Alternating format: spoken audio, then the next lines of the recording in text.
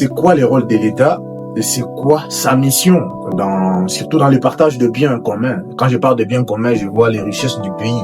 C'est-à-dire, dans un pays où on a des richesses, et c'est quoi le rôle de l'État dans le partage de ces biens-là? Premièrement, l'État, ce n'est pas une personne, parce que ça, on a toujours tendance à le croire. On pense que l'État, c'est le président de la République, c'est le ministre, c'est les députés. Vous n'avez pas tout faux, parce que au départ, ces gens-là, c'est nous qui les avons votés, voilà, pour des pays démocrates. On a voté ces gens-là pour nous représenter.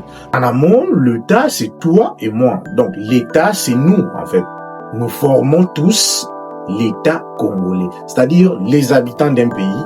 Tous ensemble, on est l'État. C'est d'abord ça que tu dois te mettre dans le crâne. Parce que, des fois, on a dit, ah, l'État va faire. Non, on est tous l'État, on est censé faire. Tu es censé aménager les devants de ta parcelle parce que tu es l'État. Tu es censé balayer la cour devant chez toi. Tu es censé arranger la route devant chez toi parce que tu es l'État. L'État, ce n'est pas la personne que tu crois. Parce que la personne que tu crois, c'est juste un représentant de l'État.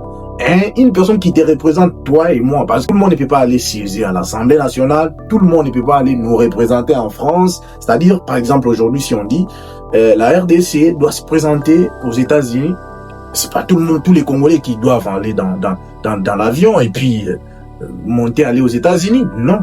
On aura besoin d'une personne qui va représenter. Voilà. C'est là que le rôle du président de la République intervient. Et cette personne-là ne vient pas de l'heure. Cette personne vient par les votes. Toi et moi, on est allé voter cette personne-là. Non. Toi, va nous représenter.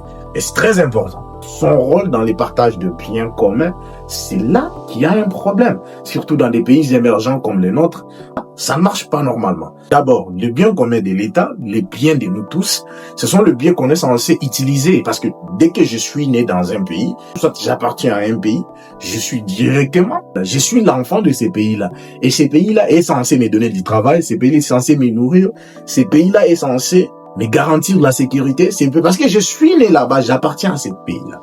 C'est-à-dire tous les biens que j'ai trouvés dans ce pays-là, j'ai aussi mon pourcentage. Ça, c'est très important. On doit d'abord les savoir. On doit d'abord savoir ça. On évolue.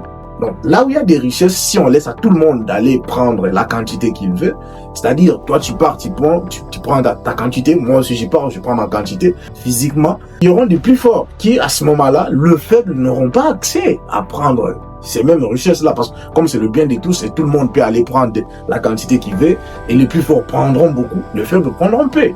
Voilà pourquoi on a l'État, pour garantir des partages équitables.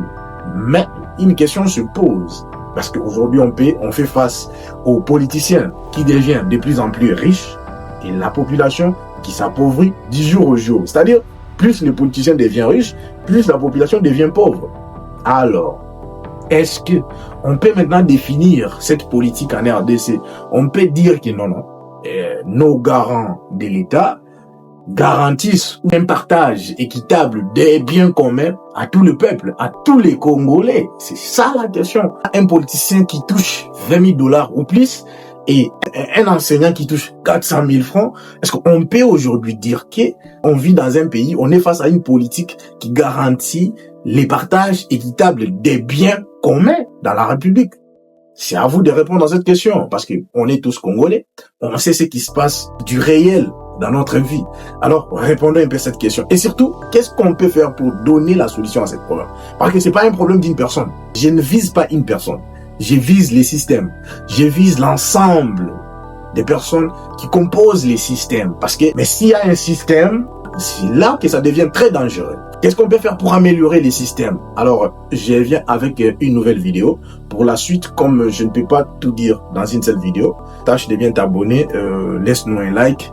Surtout, dis-nous, est-ce que réellement, on peut juger la RDC comme un pays qui les partages s'effectuent d'une manière équitable entre le peuple? À toi de me dire si vraiment j'ai raison ou tort. Si t'es prêt, je te balance une nouvelle vidéo.